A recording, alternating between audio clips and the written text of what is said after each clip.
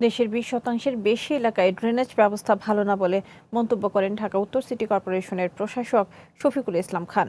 রাজধানীর আশকোনায় সংস্কার কাজ পরিদর্শন শেষে তিনি একথা বলেন। দীর্ঘ 18 বছরের অব্যবস্থাপনাকে একটি সুশৃঙ্খল ব্যবস্থাপনার মধ্যে আনতে সরকার কাজ করছে বলেও জানান শফিকুল ইসলাম খান।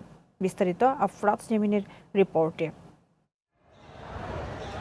জলাবদ্ধতা নিরসনে রাজধানীর আশকোনায় রোববার দুপুরে সংস্কার কাজ পরিদর্শন করেন ঢাকা উত্তর সিটি কর্পোরেশনের প্রশাসক শফিকুল ইসলাম খান। পরিদর্শন শেষে শফিকুল ইসলাম বলেন, 18 বছরের অব্যবস্থাপনা নিরসনে কাজ করছে সরকার। আমরা ঢাকা উত্তর সিটি কর্পোরেশনের ঢাকা 18 আসনের 48 এবং 49 নম্বর সংযোগ রাস্তা এবং ড্রেনেজের কার্যক্রম কতটুকু অগ্রগতি হয়েছে দেখতে এসেছি। এ সময় ঠিকাদারদের নির্দিষ্ট সময়ের মধ্যে উন্নয়ন কাজ শেষ করার নির্দেশ দেন তিনি। কয়েকদিন আগে ভারী বর্ষণ হয়েছে এখানে, এবং ভারী বর্ষণ অতিবৃষ্টির কারণে কাজের কিছুটা বিঘ্নিত ছিল। কাজটাকে দ্রুত কিভাবে সম্পন্ন করা যায় সেই বিষয় নিয়ে আমরা আজকে এখানে আপনাদের সামনে কথা বলছি।